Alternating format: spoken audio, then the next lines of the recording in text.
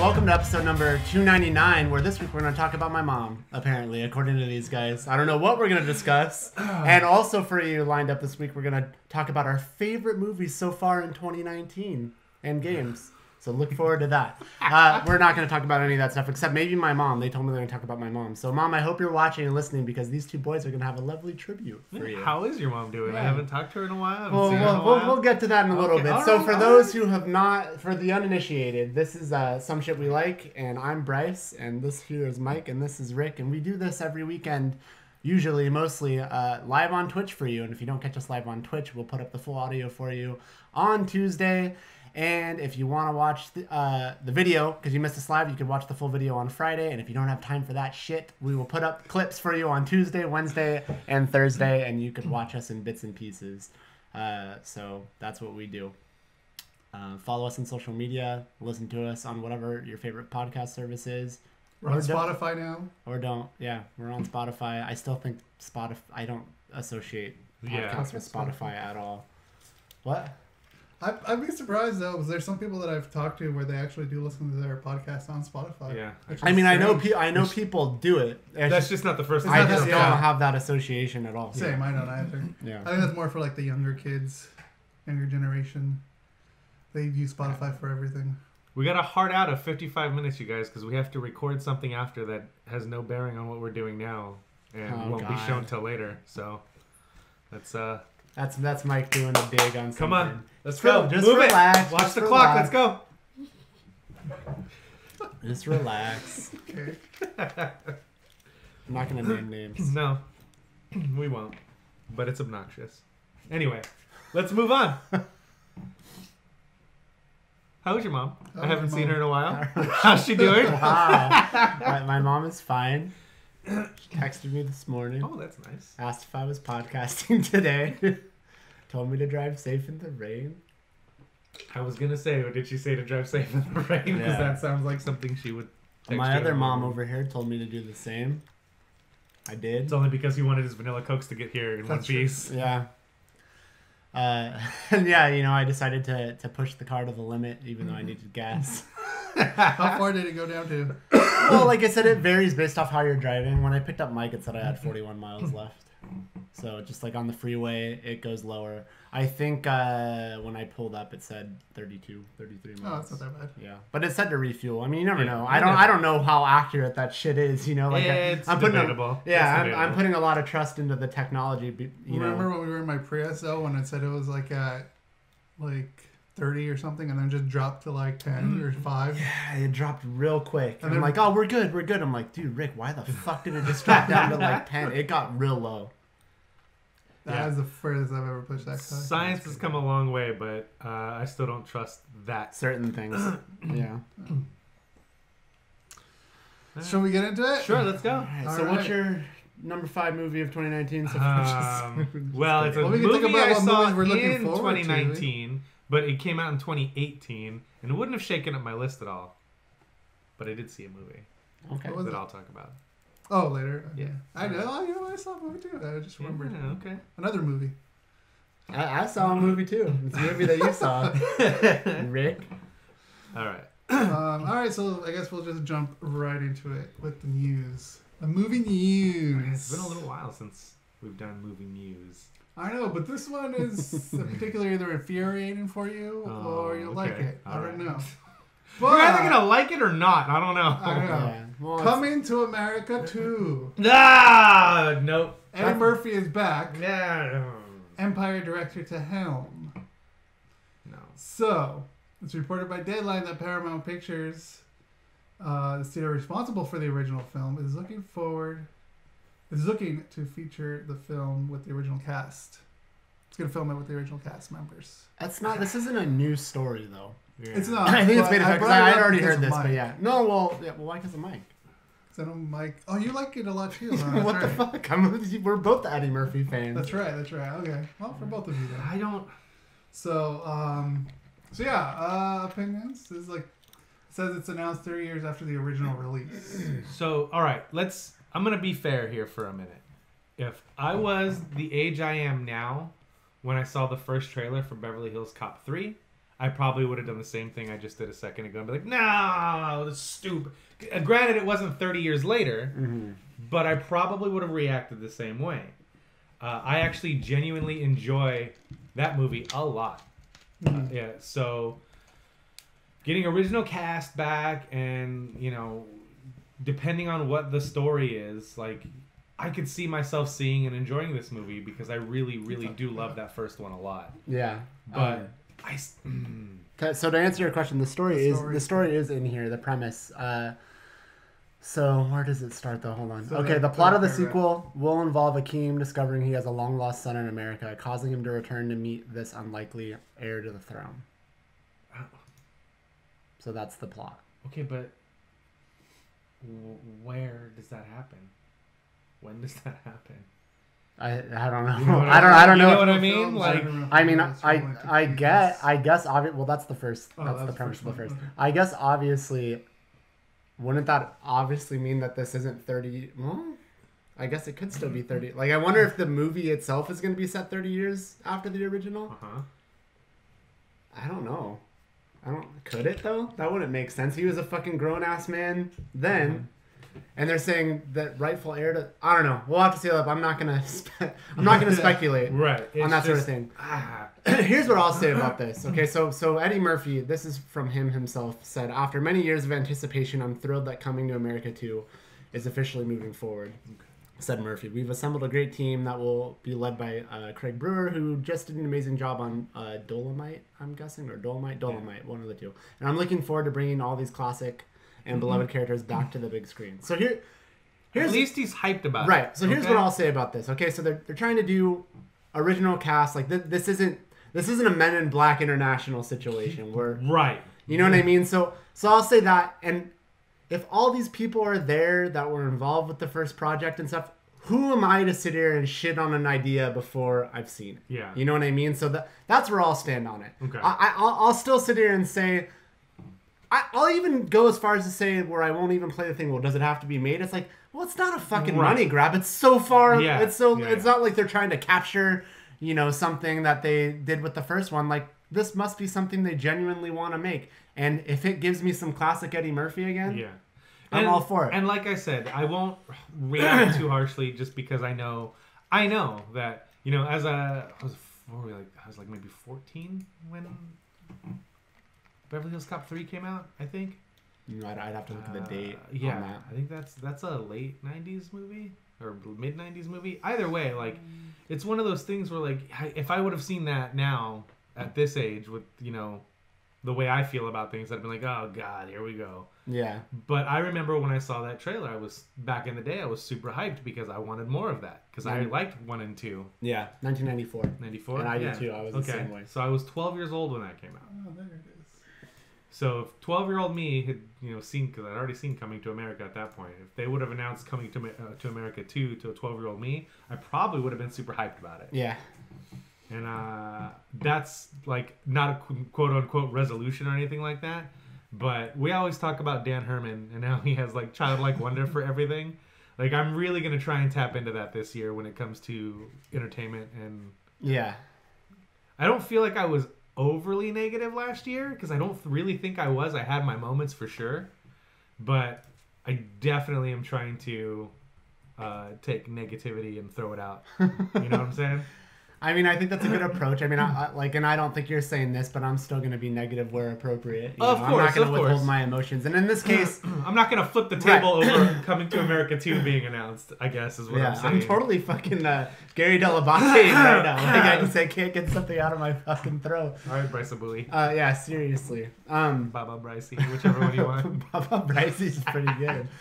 Yeah, so I'm interested. I guess I'm cautiously interested because I could say the same thing even with Super Troopers 2. Like, while I was excited to get more of that, and of course you're afraid. I was definitely right. If you go back and listen to us talk about it, I was the one that was like, I was way wait and see. Like, I was like, yeah. And I probably said the same thing about that I'm saying about this. I'm like, but these guys all want to make this movie. Yeah. It's their idea. It's their baby. They're hyped for it. It frustrates me. Like, I hate... This is going to turn into a different conversation, so I don't know if I want to go there quite yet. It will. Well, do you even know what I'm gonna say? But it's going to. But fuck, I lost my other thought though. No, don't be excited. Good job, Rick. I still know what I was trying to remember what I was originally gonna say though. Well, go for it. I'll just say the other thing first. I dislike when fandom becomes so strong that they think they know better. Okay. Yeah. Than the people that created the fucking art. Yes. And that pisses me off. So that's the point I'm taking here. It's like, look, these are all the people that were involved with this. I wouldn't have this property even in my brain if it wasn't for these people. Right. So I'm going to sit here and hopefully, you know, again, like I said, do a good job. Like I said, hope they do a great job and have faith in it and just be cautious because it's like, look, this is something that we grew up and we really liked and loved. And you just are only cautious, not necessarily because you don't trust them, but you don't want to see them ruin something that you held in high regard. Yeah, I don't want to, like, and it's not even like a thing of ruin it. It's just like, it's that first movie, and even to this day, going back and watching it, sits up on this really high pedestal for me. Mm-hmm. And I would hate to see that tarnished, even if it just went from here to like here, that would bum me out. Yeah. You know what I mean?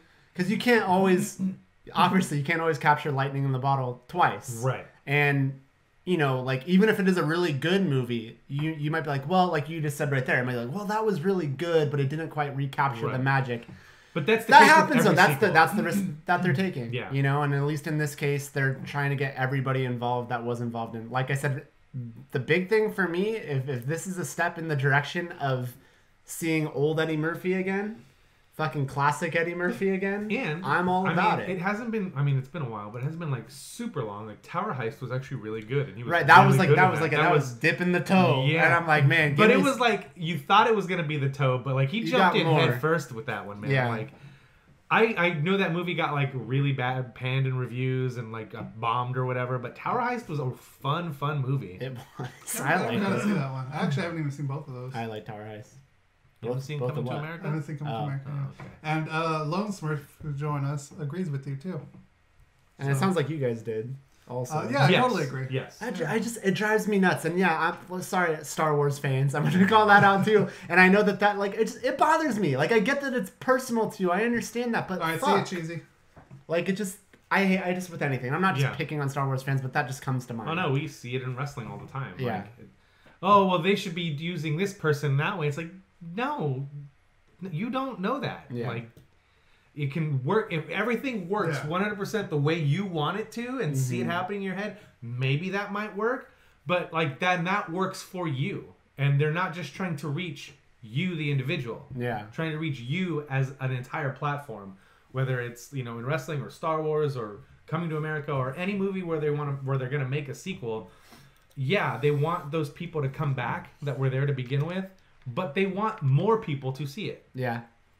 Yeah, exactly. And like I'm not saying you can't have an opinion. You can have an opinion. Oh, yeah. You can not like what they put out there. But what I take issue with it is when you say they'll get self-righteous. You did it wrong. Yeah. This is what you should have been. It's like that's not your call. That's not your call. It's not your story to tell, and it's not your place to say. If they're happy, if the creators are happy with it, they're happy with it. That's what they wanted to put out in the world. And you can hate it. You can say this is the worst thing that I've ever seen. Fuck, dude, I'm with you. Cool. Yeah. But the minute you say like they were wrong, like that's you don't know. Yeah. What goes into making things. So that's definitely a pet peeve of mine for sure. So yeah, I'm definitely on a wait and see with this, but I'm like I said, I'm gonna try and not be as negative. Yeah. Especially since it's a property that I really do enjoy, and you know I'm a huge Eddie Murphy fan, so yeah, we both are. I'm just gonna try to put my hope and faith. Glad I brought this, and that they know what they're doing. You know what I mean? It's like I'll trust what they're doing, and I'll be cautiously optimistic, and I hope that they can at least live up to the original. Trust for me is going out on a limb. I'm gonna let them do what they're gonna do, and I'll let you know if I like it or not when it happens. You know what I mean? Like I hear you, but I'm just saying I'm gonna trust that they know what they're doing. Yeah. You know, whether or not I like it is another story. Right. And they got a good director too. The director from Empire. Empire's doing like really well. So. Mm-hmm.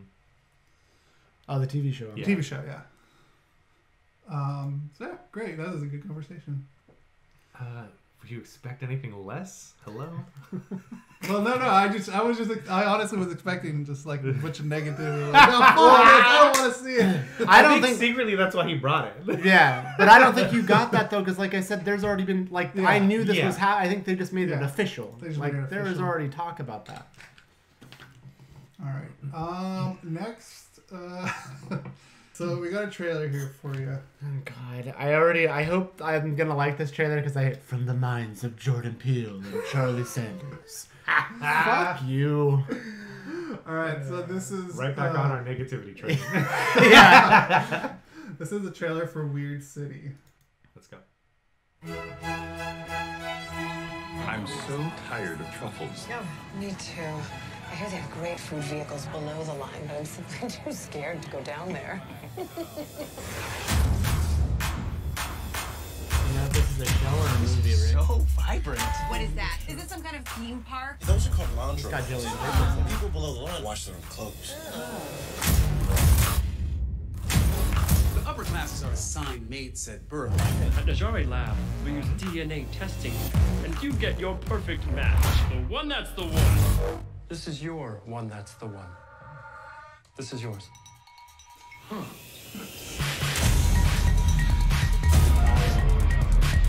brought the paperwork you requested. Yay, it feels good to have you inside me. Our society will no longer need physical intimacy at all. Imagine how much more powerful we will be when we don't have to depend on one another. Super weird. That's your opinion. It's like what we were just saying. That's your opinion. Okay. Max out! Normally I don't love patting people down, but when they got muscles like you, I don't mind so much. Bye.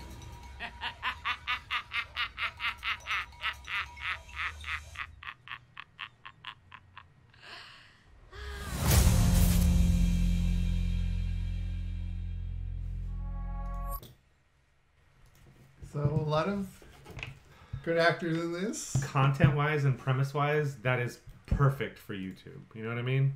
Like digital age and all this shit. Like, I think that it looks interesting. I don't know if I'm like super hyped to see it, Yeah. but I think that like fits that mold pretty perfectly. Well, the fact that it's an anthology explains why they got how they got all the big names. Right, It's they're like not gonna basically stick one around. basically one and done for most of those people. Probably all of those people. Yeah, I mean the actors in that you have a lot of heavy hitters there too. LeVar Burton, Yeah. Jillian Jillian Jacobs. Jacobs, Michael Cera, Ed O'Neill. Ed O'Neill, Rosario Dawson. Sorry.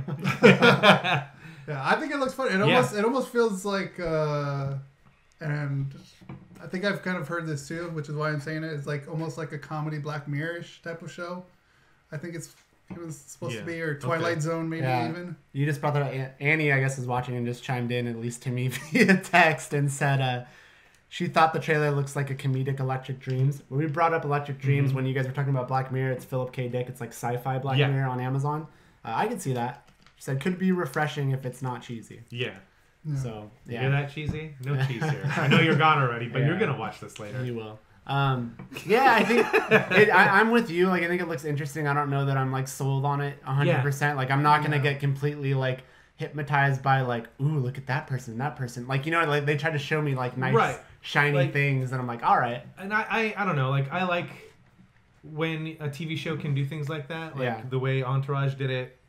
The way Curb Your Enthusiasm does it. I'm not a huge fan of Curb Your Enthusiasm, but I do like the way that it's like kind of out of the box for a television show.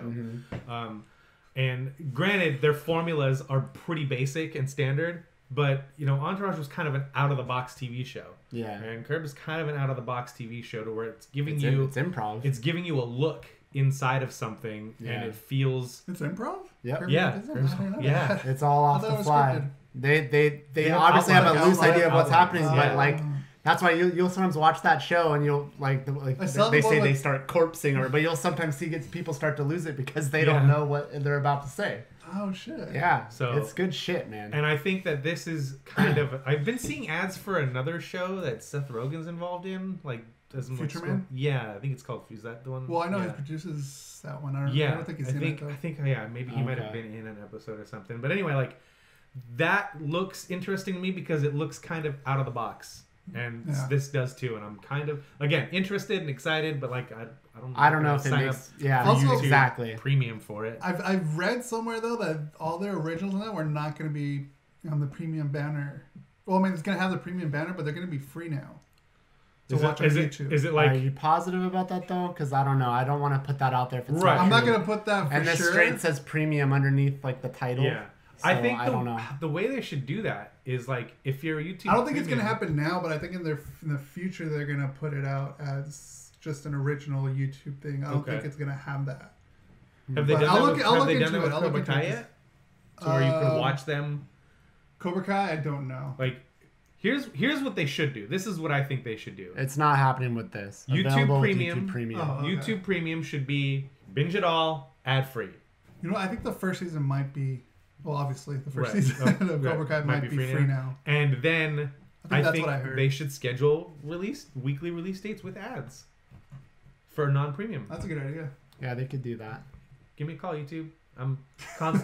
Consulting is free.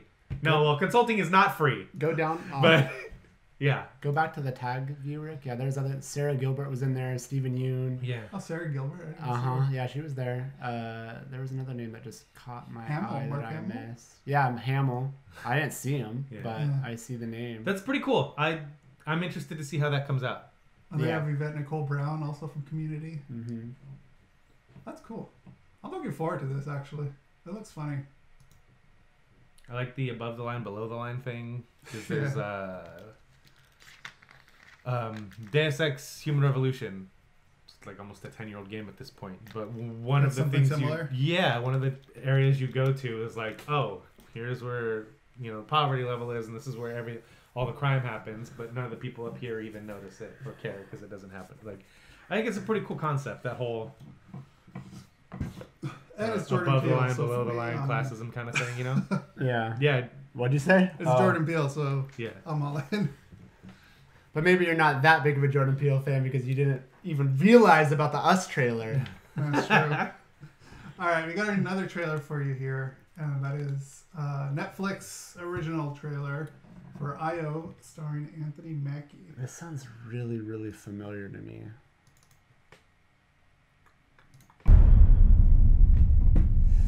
Scientists predicted what would happen, but it was too late.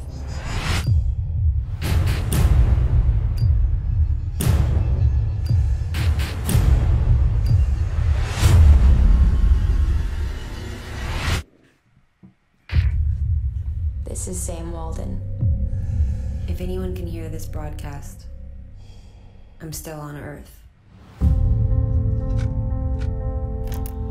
First 30 seconds, I'm already in. Transmitting on frequency 9043. Like the world we once called home appears to have turned against us. The fundamental principle of nature is survival. Yeah. It is in our soul to seek life, no matter what. I heard the radio transmission. Where's everyone else? There's no one else. Is it the same everywhere? Yeah, it's the same everywhere. What was it like before? I was gonna be a teacher, but we weren't ready for this. You're going to the final Exodus launch? That's right. For my dad, leaving was just a last resort. I saw dozens of people starve to death because of hope. I won't make the same mistake twice. When do we leave? The final shuttle off Earth leaves in 48 hours. A long way to travel. We mess up and we die. We need to stay the night in the toxic zone. It's not possible. It's possible, but it's farther than I've ever gone. Let's do this. They moved the launch site. We're stuck here! We can make it.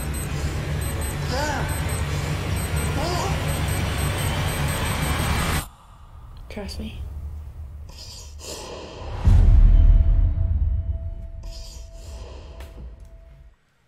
I think I know why this is familiar to you. Was this the thing that Naughty Dog tweeted about? Where the poster looked just like the poster for The Last of Us? And like the caption said, "Hey, can I see your homework?" And it was two. That sounds really familiar to me too. I don't know if it was this or not. Yeah, I don't know if it was this or not, but it was It was a post-apocalyptic kind of thing like this. This looks dope. This is like Fallout meets Metro meets like Last of Us. Like I'm saying, like. Well, it also kind of gives. I know different premise altogether, but it gives me kind of an I Am Legend feel too. Yeah, and I really like that movie a lot. I Am Legend's a great movie. I'm anticipating that we will watch this and review this next week. Netflix, man, like because next week too, they're also season 2 of The Punisher comes out. Like, that's a series though, right? It's a series, but it's this just one. This is a movie. This is a movie. This is a movie, right? Yeah, that's a movie. Yeah,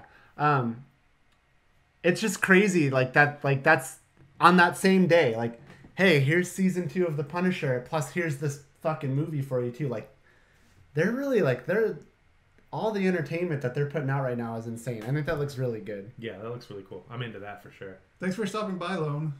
We'll catch you later next week.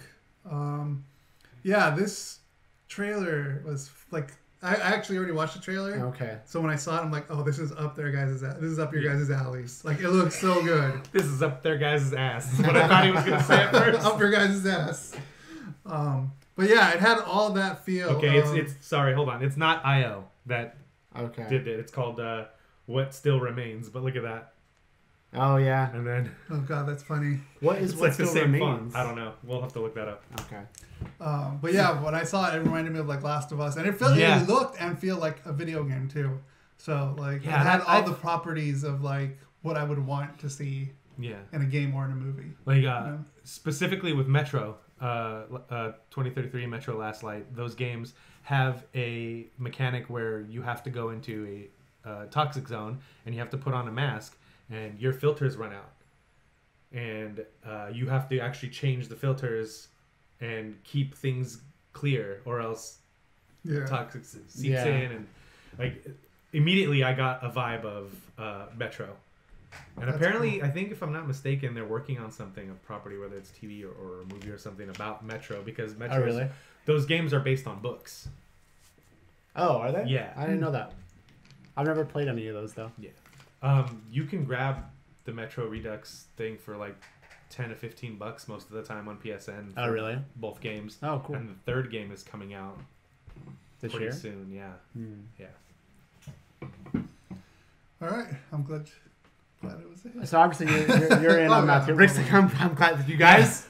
This is my project. 2 for 2. We're not negative yet. That's funny. But yeah, that looks. I'm fucking excited for that. I might stay up and watch that Thursday at midnight since that's usually when they drop their stuff. I'm gonna try and sit down and watch it. I don't think I'll watch the whole run, or that's the movie. That's a movie. The movie. Yeah, okay. yeah. The other thing's the TV show you said. Okay, yeah. I'll have to watch that then. That seems really interesting. Maybe a review next week.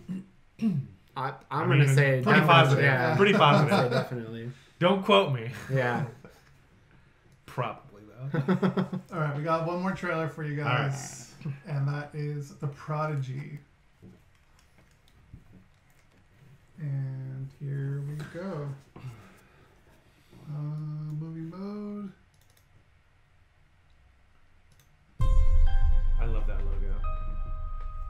Yeah. Might be childhood. Did you really just say that?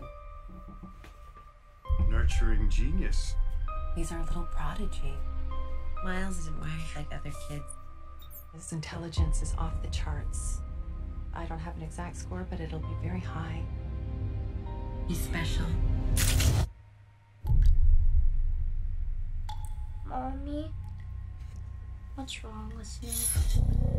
Miles is having a very difficult time making friends. I want you to tell me everything that you remember. I don't remember anything. Miles's brain is extremely well developed. He may need a specialist. You must be Miles. Miles is dangerous.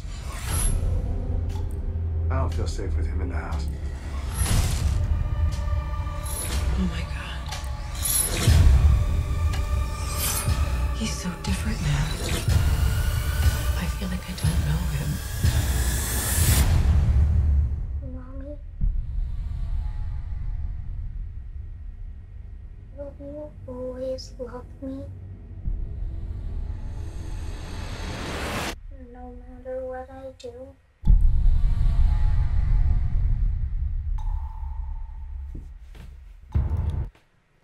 All right, so full disclosure. I saw that poster at the theater. Okay, so yeah. So full disclosure, Rick and I have actually already seen this movie. We went to a screening, and it was for this. Obviously, we can't say anything, or we won't do that. I mean, I don't know how long that shit lasts for. If it's literally not until the movie comes out or whatever. I guess technically we probably could talk about it as soon as the review embargo's up. Yeah. You know. Yeah. Look, he's so panicked. He's like, so here's what I think about the like. I'm not. Don't worry, dude. Like, it's fucking fine.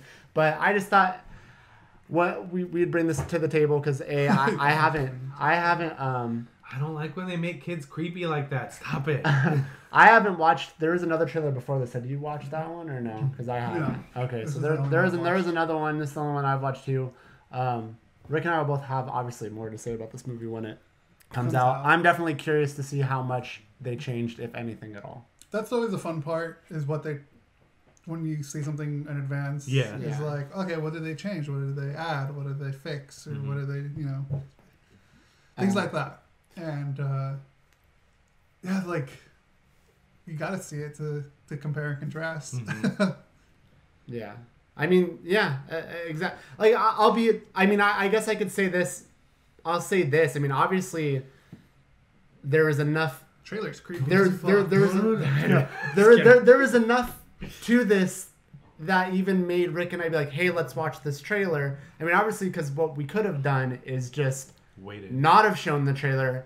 This movie could have come out, and then we could have reviewed it then. Yeah. You know, but I mean, because I could go to a screening for this or anything, and not want to go see it once it comes out. Maybe I leave that screening and just fucking hated it. You know what I mean? So, but I do. I want to see what they did with this.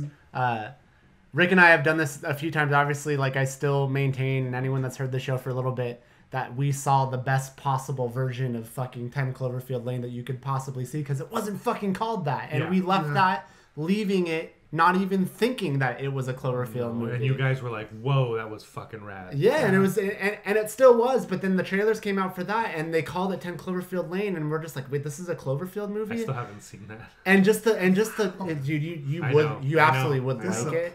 But just the fact they could have called it anything else, and then put something about Cloverfield at the end, and it would have hit home so much more. Yeah. Danny Trachtenberg's too Hollywood for me now. I can't. Yeah, but anyways, cool.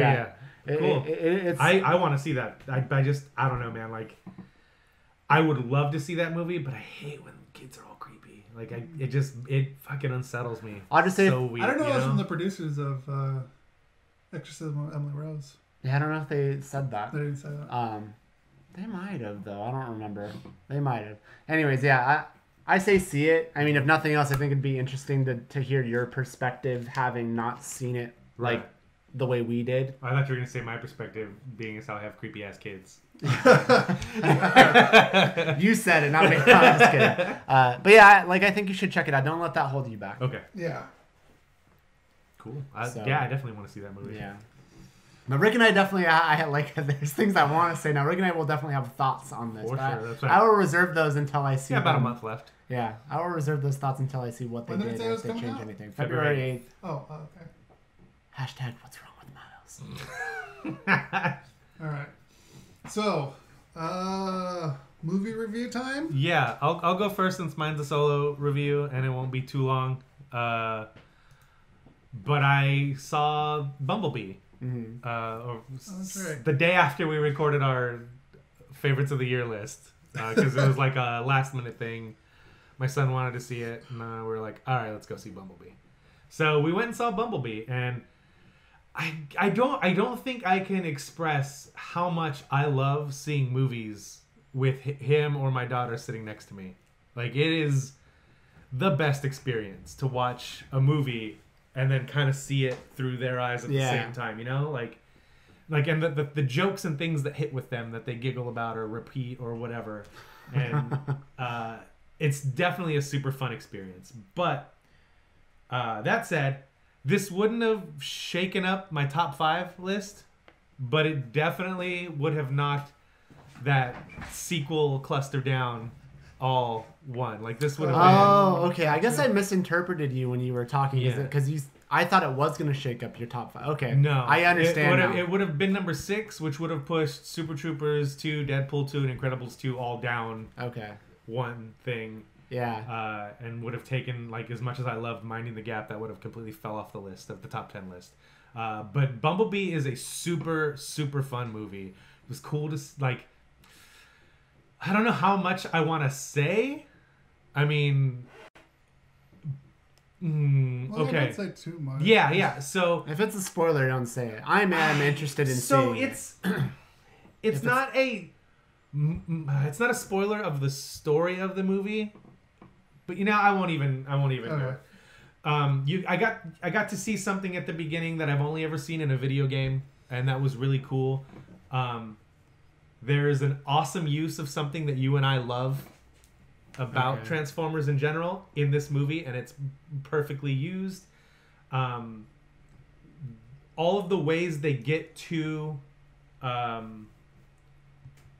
the Transformers movies that came out, the Michael Bay produced ones, the way, and it's not like this is a prequel to those movies, but it's like showing a progression to those movies. Okay, you know what I mean? Yeah. Like if it's the path to that. Right. Yeah. And the characterization of all the Transformers, like the way they're designed, the way they looked, I loved it.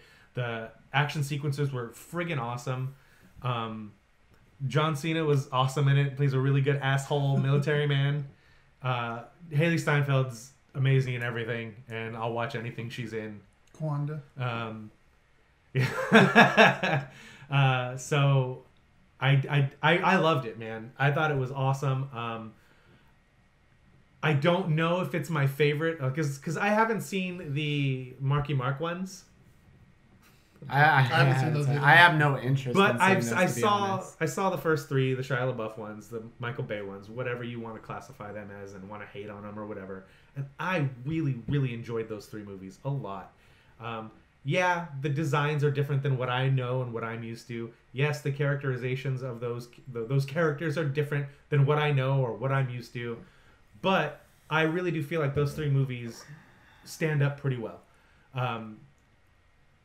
As soon as credits rolled and we left and stuff, I was like, I think this is my favorite Transformers movie, like even more so than the animated one. Okay.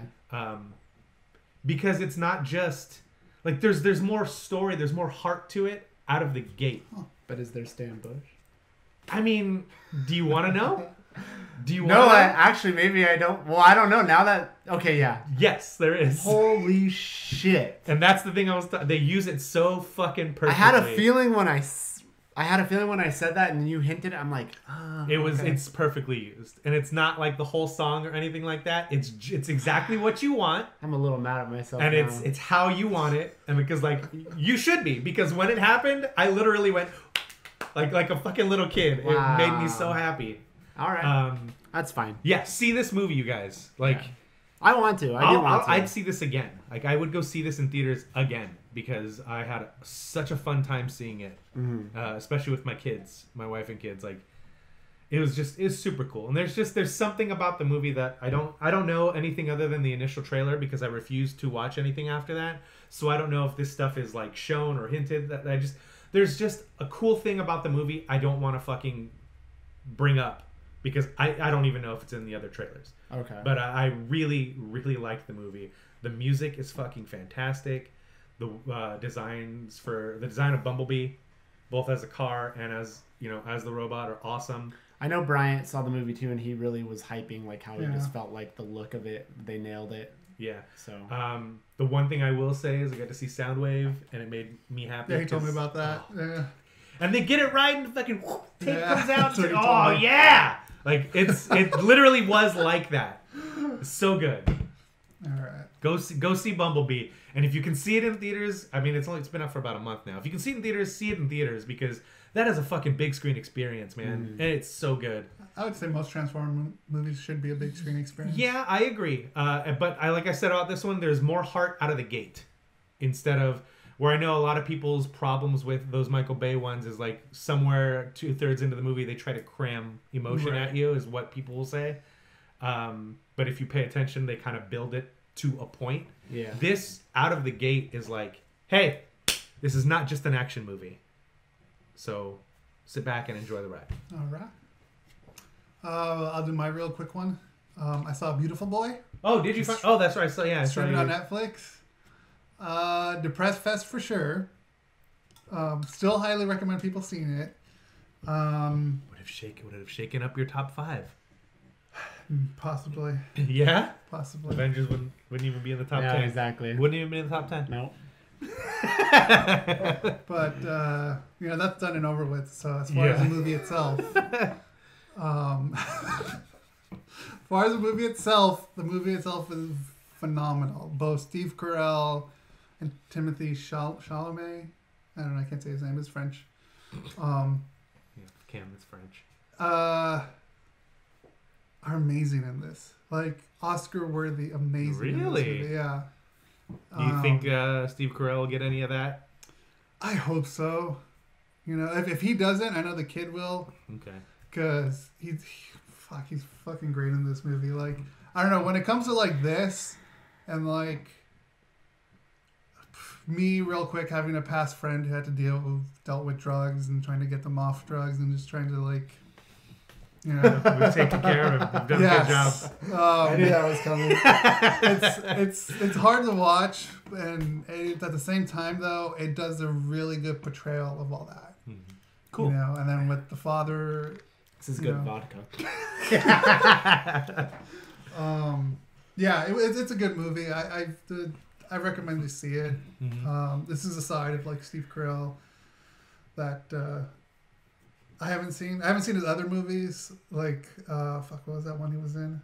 Because like he's a great actor itself. He's done some really good serious roles. He's Jonah Hill and Jim carried his career a bit. Yeah. Like I'm doing the comedy thing and now I'm doing the serious thing. But the thing I've noticed, even with the trailers for that movie, the thing I've noticed that makes me want to see it, even though I can see right away it's going to be a Depressed Fest movie, is that the Steve Carell stuff I've seen in the trailers feels sincere. It doesn't feel like, now I'm going to be a serious guy. You know what I mean? Like it feels... It's just a father sincere. trying to do everything he can to get his son back, his life back on track. Oh my god, it's so good. Oh my god. This is #1 movie. It's #1 movie of the year. Refresh my memory. I want to say it was when James was here, James Redline. Yes. Didn't we watch 2 movies that had Steve Carell in them? 2 trailers? Yeah, more one. Okay, so Yeah, those both came out in 2018, right? Yeah. Because I remember there being a discussion about like which... I think at the time, like, would this one give him Oscar attention or would this one give him Oscar attention? I just wanted to make sure. I just wanted to make sure I wasn't crazy. That's all. But he's really fucking good. He has 2 shots basically. Cool. Good for him, man. Well, if the other one is good, yeah. But yeah, that's it. As far as my review for that, go see it. It's streaming on Amazon Prime, so you have no excuse. Oh, is it streaming on Amazon Prime? Okay. And who was the kind person that let you know about that? Bryce. Well, I mean, all that time and effort we put into getting you off drugs is the least you could do. Oh, yeah, that's why I bought him a vanilla Coke. So, Rick and I saw a movie this week. We watched this trailer on the show all together. Yeah. And I think we were all pretty intrigued by it, if I remember right. I think you included. Yes. I think that was the same week we watched the trailer for Cam. And based on the titles, I went, ugh, because I was like, all right, you fuckers, what are you going to... But yeah, go ahead. I'm going to go to the couch since I didn't see this.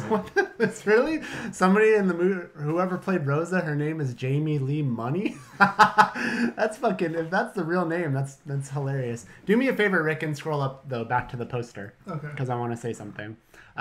So...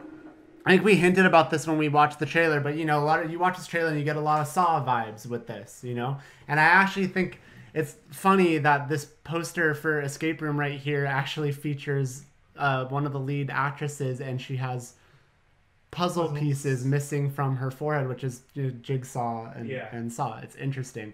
Here's what I'll say about this. I can understand the parallels that are drawn. Yes. And I won't deny that. But what I will say is they're different. I would call Escape Room like an ancestor of the Saw movies. Yeah. You know what I mean? I would say it's an ancestor. Like, they probably have some blood relation. You know, they probably have some of the same genetic makeup. But I don't think it's fair to sit here and say this is a ripoff of Saw. Because I don't see it that way. I don't see it that way. But I can see they're related. They definitely are related. With that said, I really like the movie. I actually didn't know it was rated PG-13. Yeah. Huh. Which, okay. You know, like, I mean, fine. I don't know. Like, I guess there wasn't anything that would absolutely be, yeah, okay. All right. I liked the movie, I think, a lot more than I thought I was going to. Not that I didn't think I wouldn't like the movie, but I think in my head, I'm just kind of like, is this just gonna feel like Saw, but different? Right. But no, it was really good. I mean, because it is different. Like, I mean, it is like the escape room stuff, you know, that people have seen. I would love to try one of those in real life. I think that would be really fun. But so you can't say it like with it's different. It's just different. I don't want to go into it much more than that. Like I said, I think ancestors is the best way to put it, but it was just really. Yeah, I almost don't even want to say that. Yeah. But I really enjoyed it. I think the execution was really well done. It kept me on the edge of my seat, and I mean, they even planted seeds where they could potentially make this like a franchise if they wanted to. I don't know if that's what they were going for, but they definitely like left that open to where it's like, you know, because I can see this being like a 3-part movie. I think at every turn now, all movies leave things open to make. They want to leave it. This one really did it though. Yeah. Like, it really does it, and it's not to a point where I'm gonna feel gypped if we don't get it, but they definitely, like, because I mean, I could sit here and just imagine what could have happened, but they definitely leave it open for it to be done, and I would be on board. I mean, I think that, like, there's a part in the movie where I kind of go to Rick, you know, and there's a question that's being asked on like, oh, so are you in? And I go to Rick, I'm like, and I fully did it. Like, so I think I went into this movie with like moderate expectations. I don't want to say I had low expectations. I think I peeked at some reviews without reading. I just saw scores. I'm like, oh, so people seem to be sort of on the, like, it's okay. They think it's okay. And so I don't know if that brought me down a little bit. I mean, I know we're always about form your own opinion, and that's what I did. I went and saw the movie and formed my own opinion. But I went in and I feel like my expectations were exceeded. It was really good. I agree. My expectations were like, oh, this looks good, this looks interesting. The only thing that I saw as far as reviews was Fandango, so like the fan review was about 4 stars or something like that. And what? I don't know. Mike's smiling, I'm smiling back. It didn't really like affect me in any way, but when I got into the movie, like, it was great. It had me trying to solve the puzzles and trying to solve all those things. Like, how are they going to do this? How are they going to do that? So, like, it keeps a good... Like, I was engaged from the movie from the beginning. From start to end. Like, it's hard not to be. Yeah, exactly. It's really hard not to be engaged. And, like, time just went like this, where I'm like, oh, that's it. It's over. So... Yeah. I'm laughing over here because I would have completely derailed Rick's thing and he would have got mad. So I'm glad I'm over here. Okay. Do you think a movie like this would benefit from being like Bandersnatch? Like, to where you as the viewer can interact? Do you, like, I'm not saying it has to be, but do you think that could be fun? So you're sitting here saying, like, I wanted to solve the puzzles. That's why I'm asking if I mean, that were an option. Benefit? No. Could it be fun? Sure. But I mean, maybe if someone made a video game out of it, you know, like, I mean, what else is on the docket? Are we reviewing? What else is on the docket today? Is this it? This is it for movies. Okay. Here's what I'll say about that, and this might surprise Rick. I hated Bandersnatch. Okay. I thought it was terrible. I mean, honestly, and like we can get into that if you want to on this if you want. So for me, when you make that comparison, I'm like, no, you know. But I personally, yeah. I mean, if they made a video game out of it, sure. But I think it's equally as fun to sit back and watch this and just see how they're gonna do it. I would do that. I would like it like this too, better. Just to watch the movie and enjoy it. Yeah. Passive. Not, yeah. Okay. And for something like this, I would rather go to an escape room to do it myself. Mm-hmm.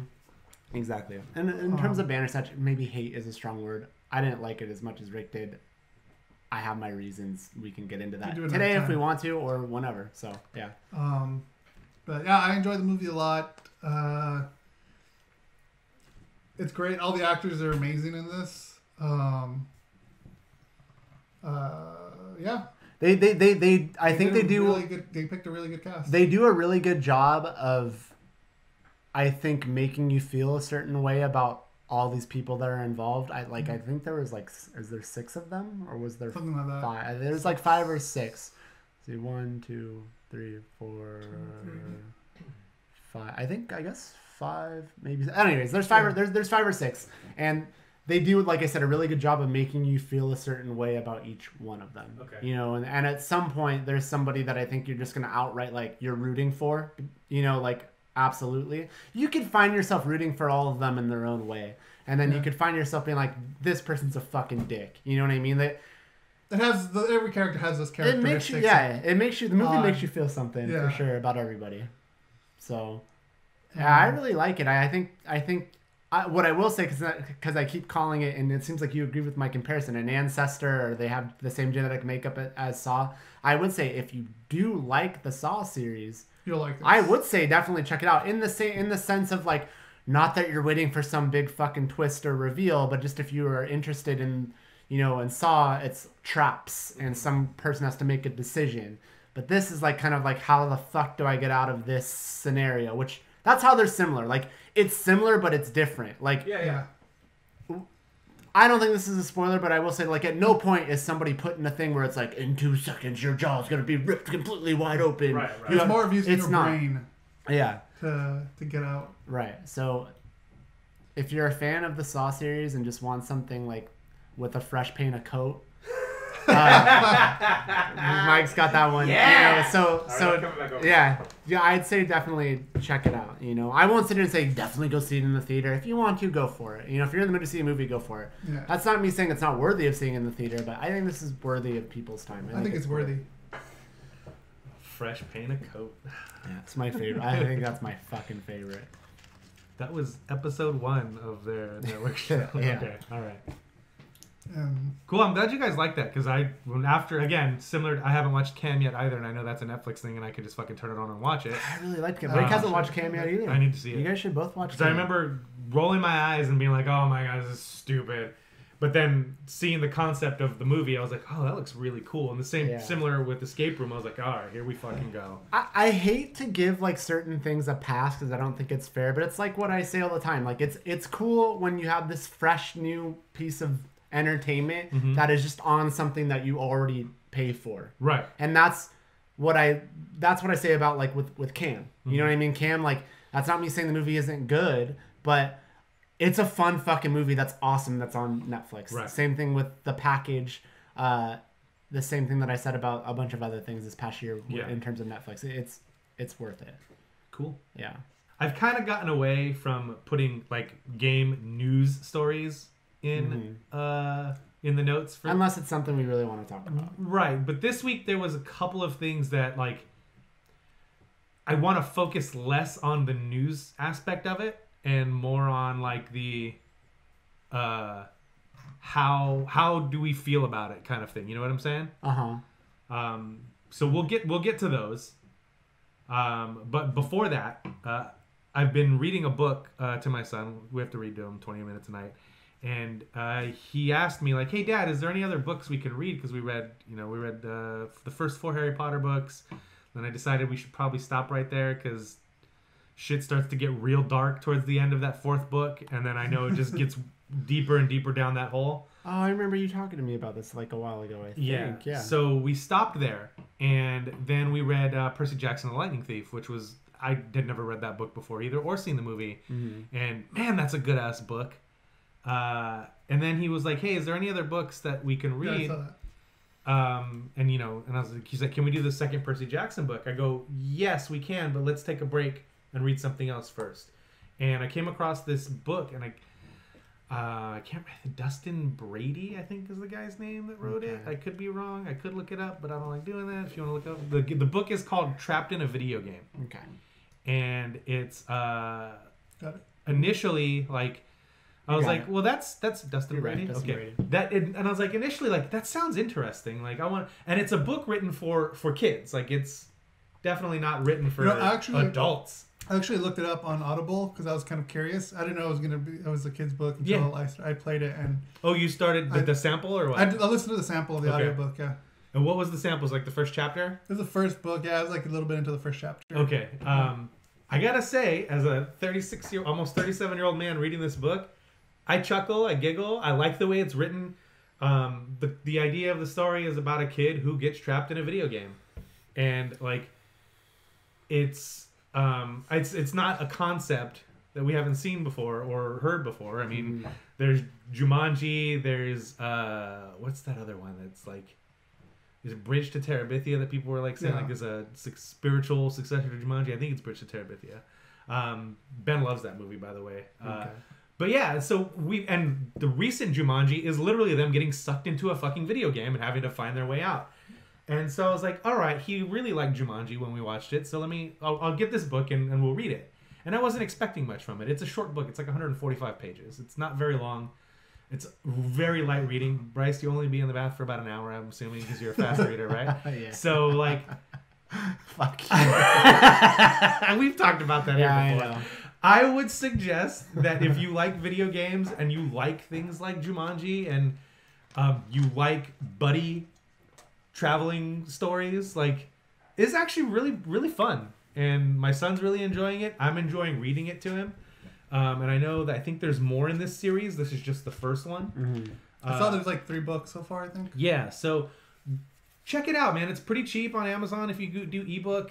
I think it's like $5. It might even be cheaper than that if I'm not mistaken. I don't remember how much it was. I bought it months ago and we just finally started reading it this week. We're 6 chapters in, and I thought this only like 50 pages is 6 chapters. So I think it's like 145 pages total. So we're gonna finish this in. You're reading the physical book? No, Kindle. Oh, duh. Yeah. That's what I meant. But yeah, check it out. It's called Trapped in a Video Game by Dustin Brady. There's cool little illustrations in it also. I can't remember the name of the person who did the illustrations, but they get a credit in the book also.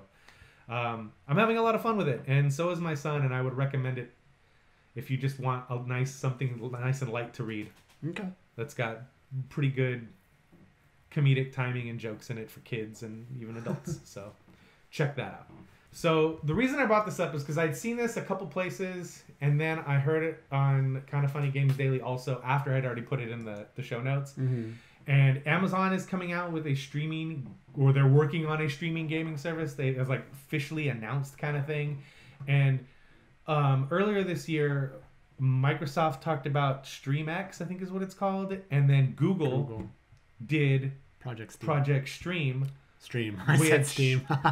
Which not like they announced it a few weeks after Microsoft did, and then also said it's live right now. Play this game. Yeah. Sign up for the beta and play this game. Oh. Wow. And it was Assassin's Creed Odyssey, which is a big fucking game, and would take free. I think so, for beta, I think it was free, but they were limiting beta tests. I think it was free. I could be wrong on that. I didn't get in it, so I don't know. But I do know that, you know, Jared Petty from Kind of Funny did get into it, and that's how he's been playing Assassin's Creed Odyssey, and he said like it's amazing. He thought it was going to be bad, like the streaming lag and this and that. Christian Spicer played some of it this way and said it's mind-blowing how well it works, especially with the game as intricate as Assassin's Creed Odyssey. It's not like a first-person shooter where you really have to be on your inputs, but you know, the fighting, you definitely have to counter, and the fighting actually would suffer if there was a lot of network lag, and he said that he never felt that. And how do you guys feel about like the quote-unquote streaming future of video games? Like there's the rumors about the StreamX or whatever Microsoft is called. I think it's StreamX. It's in there somewhere. Project xCloud. xCloud? Okay. Where I think trademarks came out for about a code name, Project Scarlet, which was supposedly a diskless streaming Xbox, only streaming Xbox. Yeah, diskless. I said it properly, but yes. I'm imagining you're like, okay, get this right. I was dreading and not getting it right. So, do you guys feel like this is like the future of gaming? How would you interact? How would the way you interact with video games change if all of a sudden it was like no more trays, no more discs. You're not owning anything anymore. You're just digitally streaming things for a service similar to Netflix or Amazon Prime or Hulu Plus. I like that still. I feel like I'd rather download the game. I feel like I would be ignorant if I didn't believe that this was the future. Because I do think it's the future. And I don't know fully how it works. I mean, it's interesting, right? Because, like, in theory, it could mean that, like, I mean, that basically, I mean, it obviously throws hardware out the window. Yeah. And someone could pretty much do whatever they fucking want. Essentially, like, make the game as pretty or as technically insane as they want because you're just fucking streaming it, right? Or I don't know. Yes, but I don't know how that works. You also have to take into account that it's not like you don't have to pay for the hardware anymore, technically. I mean, whatever your subscription fee is going to pay for that hardware on their end. Right. But and just like with anything, the more they try and push what quote unquote standards are, the more chance there's going to be that it lags coming to you trying to push that much data down the thin pipe of internet we have in America. But it's an interesting thing to think about, that it kind of throws tech specs out the window. Right. You know, in terms of, oh, well, this system, is it capable of doing this, and that? So it's fascinating. I could say, I'm sorry, go on. I don't think it would change the way that I consume video. Like, I just think if that became how you play video games now, then that's how it is. Now, what I do think, saying what you just said, if the tech stuff is what the fuck is that for real? The Stay Hydrated bot? Oh yeah, I put that there. Right when Mike took a drink too. Wow. Okay. What I will say is, especially if like someone decides to really push the fucking limits with the tech, like you said, that money is coming from somewhere. So the way that I feel like this would work at first, wouldn't be just a what do they call it, an over the top thing? I pay this per month. I don't think, at least at first, it would be a subscription model. I think you'd still pay per game, and that's fine. I think that's fine. Yes, I think that's fine too. But I need to have the option to download it though. Like that better be an option. Right, and it but should be. Again, that's gonna be a thing to where like, well, then that does not remove the hardware specs thing. Then that means whatever box you're downloading to needs to have those specs. Yeah. That's fucking complicated. Yeah. It's complicated. We talked about this before. When Saints Row the Third came out, I tried the on live service because it was for a month free or whatever. Right, yeah. And I talked about it on here. And I was able to play through most of Saints Row the Third without any real problems then. People weren't ready for it then. Then it was terrible. Then it's bad. Then it's laggy and my internet doesn't work. Like, I don't have great internet. And at the time, I had a shit router that was not pushing. And I was playing over Wi-Fi. I was not hardline. Right. But it worked. I plugged my Xbox 360 controller into my laptop. I launched on live. And I played through 60-70% of Saints Row the Third. This was after I had already gotten the Platinum Trophy in it with Rick. So, like, I know the game, how it's supposed to play and how it's supposed to feel and how things are supposed to work in that world. And I had zero issues with OnLive. And I remember talking about that here. I didn't continue on and get a subscription or buy games through it because I don't play games. I don't want to have to open my laptop and plug it into a TV to play video games. And this is also something that they're doing on Switch in Japan. Yeah, they are. Resident Evil 7 and Assassin's Creed Odyssey, I think, are games that you can only get in Japan on Switch, but they stream them to your Switch. Yep. And, like, I've talked about it before, like, when I first got the Switch, and at that time I was trying to play through Fallout 4 on the PS4, and was like, and I looked at my Switch and I said, you know, God damn it, Nintendo. I would have gladly given you an extra $100 to $150 if I could just pick this thing up right now and be playing Fallout 4 on my way out the door. And I think that the sooner this streaming stuff starts to work, the sooner it starts to take into account infrastructure and mobile network and you know, other types of internet, other ways to pull down content, not just through a hard line to a router. The sooner they get to that, I think the sooner this takes over video gaming. Yeah. I want to play devil's advocate for a second because, like, you brought up, I better be able to download the game. And so I don't know that I'm trying to think. When you buy a movie, like on Amazon Prime, digital, and you buy a game, are you always allowed the option to download it? Because when you buy it, you could also just stream it. Yeah. Yeah, you download it to your device and you can watch it. But you could also just stream it. Yes. Yeah. When you buy it. Uh-huh. Yeah. So I guess my question is, what difference does it make?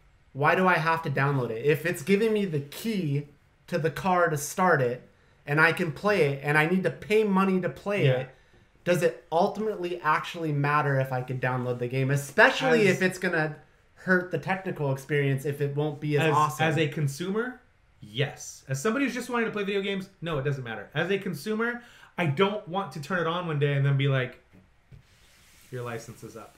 Even though you gave us $60. Well, I think, but I see that's being presumptuous, though. I feel like that would be eliminated at that point. That's the path we go down. That's the slope that starts to get slippery. You mean you're saying you pay for? I'm paying let's say it's $60. I'm paying $60 to play Assassin's Creed Odyssey to stream it. And then they say, and then it's like, oh, sorry, we don't have. They couldn't do that though. I think if this is the future they went, I feel like they wouldn't be able to do that anymore because then that's where you have a problem. So I'm saying in my world, let's say, but there, but I hear you. But in my world though, let me just say that like, you can download. Let's say you can download it, but if you don't download it, it's going to be more technically awesome because it's not relying on something. And then let's say also once you buy it, it is yours and it's yours forever, and they can't take it away from you. Let's say that's the world we live in. I mean, do you have a problem with that? Yes. I don't understand. I don't want them to be able to, like, there's been games that have been completely removed from storefronts digitally. No, I know. Yeah, and that's the thing I don't.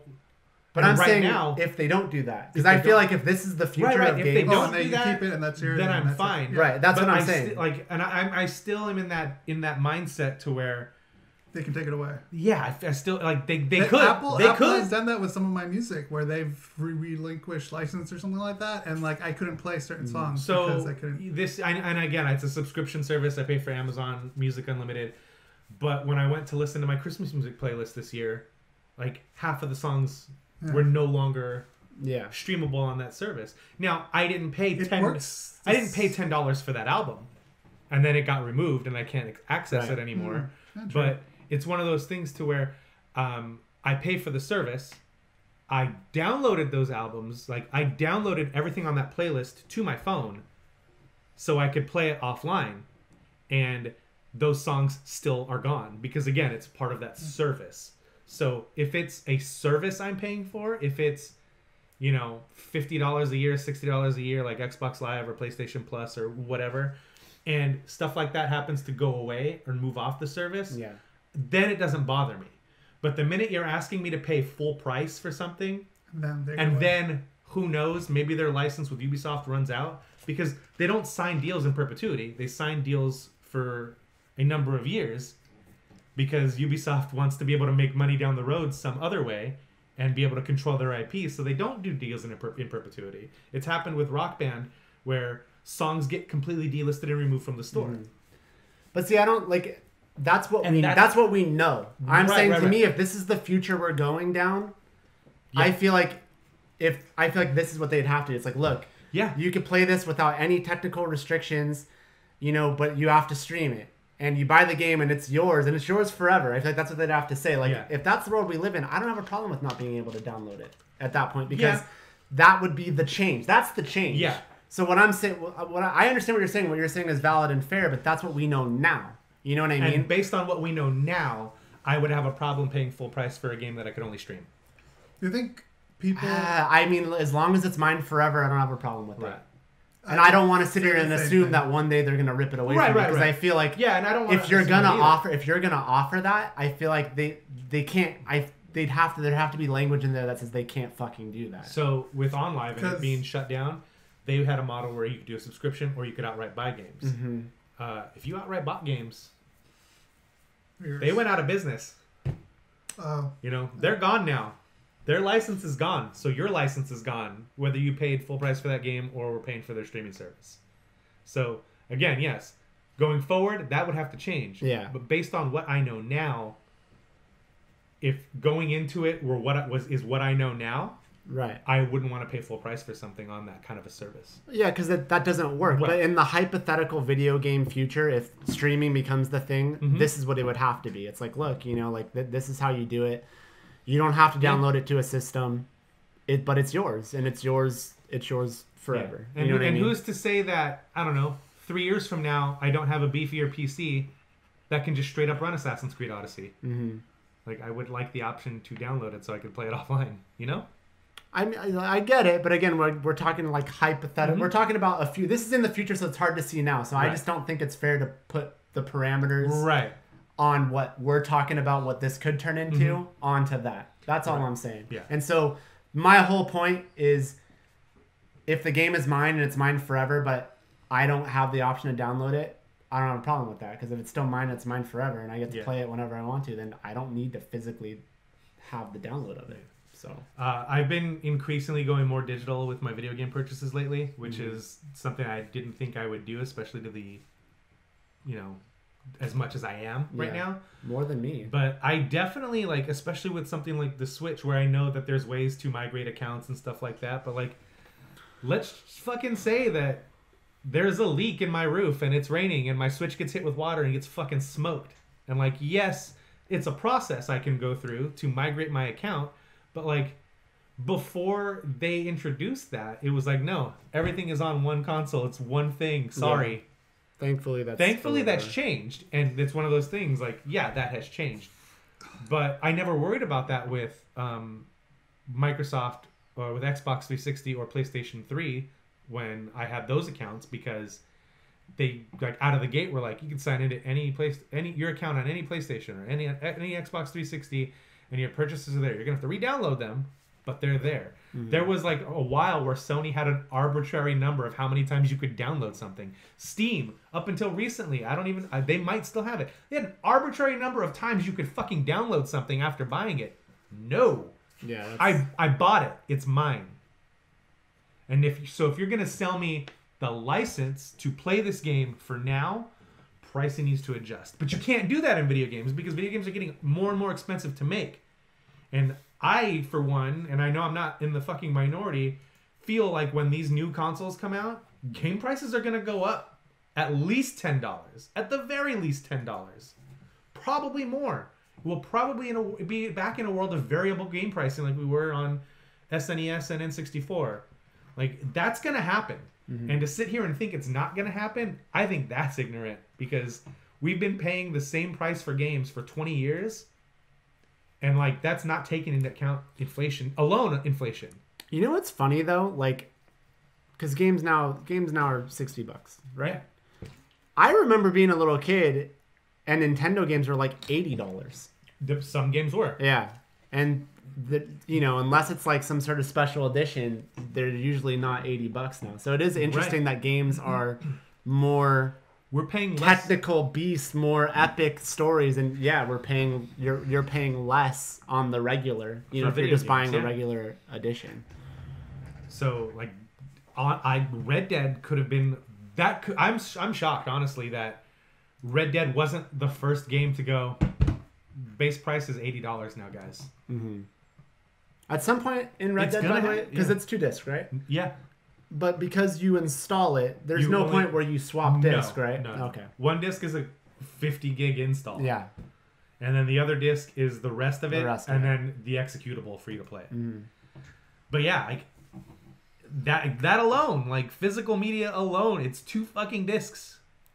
That could have easily jumped the price, jumped at $10. And then all the content that's in that fucking game, how long they've been working on it, how much detail they put into it. And even though it is my most disappointing game of 2018, it was also one of my favorite games of 2018. Yeah. So, like, and I would have paid $80 for that experience because of how much they crammed into that game. And I'm shocked that Rockstar, being the company that they are, didn't throw their balls on the table and be like, this is an $80 game, guys. Base. And that's it. No negotiating, no adjustments, because similar to Nintendo, their games stay full price for a very, very long time. I know Grand Theft Auto 5 recently has been like $20 on anywhere you want, whether it's physical or digital, on whatever storefront you want. But there was, up until about a year ago, that game was still $60 everywhere, and $54 if you bought it used at a GameStop. Their games don't lose value. And, like, in a way, I'm kind of bummed out that they didn't throw it on the table and say, this is the new price of video games. Yeah. Because they're one of the few, if not only, companies that could have gotten away with it, and it could have been that sea change so people realize, oh, I've been getting away with murder for the last 15 years paying $60 for video games. Mm-hmm. But it didn't happen yet. Right. And I don't know the business side entirely, but I'm assuming Rockstar, they don't have the power to do that. Like, I'm assuming at the end of the day, Nintendo, Microsoft, Sony, like, this is the price of games. You can't tell us what to charge for. I don't know how that works. I think it's publisher. Like, as far as I've heard, like, even on Nintendo consoles where I'm always complaining about prices being high, like, yes, their first-party games are gonna be, but, like, Diablo is not a Nintendo game. That pricing is publisher decided. Mm-hmm. We're gonna try and charge you $60 for this 10-year-old game, but and you're gonna like it. But what I'm saying is could the publisher tell Nintendo, Sony, or Microsoft, I know you guys for your full games only charge $60, but we're gonna charge $80 for this? Do they have the power or the right to do that when that's not how that goes? I would think so, because if you go back to the Xbox 360, for the first year of the Xbox 360, all first-party titles were still $49.99, but everything else was $60. So as far as I know, the publisher decides the price, and not the platform holder, the publisher of the video game. I'd love to look into that more. Yeah. But you get what I'm saying? Because like, there's no such, like, $100 game doesn't exist, you know, in terms of just like the straight up base game, like not with the collectibles. So I'm wondering if they could be like, you know, I know that this, like, hey, this is what we charge for games.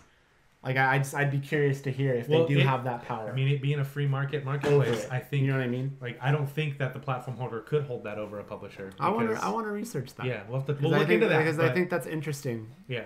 You know, as far as everything I've heard, it's publisher decided. Yeah, but we can look into that and maybe talk about it next week. Like I get that part of it, but I mean, okay, well, just know that the range of game could be anywhere from $1 to $60. Yeah. I just wonder if they have the power to be like, well, we think this game should be $80. Yeah. Like, I wonder if that's okay, but I don't know. I you know what? And honestly, if the store, if like say digital storefront and like the licensing fee they pay the platform holder to have their game on that system, I don't think they would mind, because if it's a percentage base, they're just going to get more money per unit sold. Yeah. I don't know. We'll have to look into that. Yeah. I'd be interested. I think the other thing about this story, like, take all the stuff we were saying about, like, what it means, like, can I download it, whatever. Yeah. If this is the gaming future, essentially everyone becomes a software company. They're no longer a hardware company anymore. Right. And that's fascinating. Yes. And then I guess what changes about it is you could, like, I'm like, okay, so does that mean everyone's on one playground? Not necessarily, because you could still have, like, well, this is Nintendo's digital thing. Yeah. And this is Microsoft's digital thing, and this is Sony's digital thing. And yeah, these games are cross-platform. I don't know. It's such a weird... It's happening in PC right now. I mean, you have the Steam store. Yeah. You have the Epic launcher. Yeah. You've got Good Old Games' launcher. Yeah. You've got, like... And there's games right now that are saying... It is already happening. It's already happening. It's already happening on the PC front. It's just such a weird thing to wrap your head around. EA has their launcher. Ubisoft has their launcher. I guess it's I guess this is going off subscription though. See, that's the part that yeah, how do you fucking do that? Especially with streaming. Mm-hmm. And you're talking games. And it's just like, you can't, it's so hard. You can't do the same model with Netflix and Hulu and stuff with video games, because yes, you could do the thing where it's like you have all the old stuff that's already been out, and that's nice. You have that all streaming or whatever. But, you know, Netflix has I.O. coming out next week, and season 2 of The Punisher coming out next week, and Stranger Things and stuff. Right now, at least, they don't say, hey, you're already paying a subscription to watch all this backlog of stuff, but if you want to watch the new season of this, you also have to pay this. You know what I mean? Right. Where...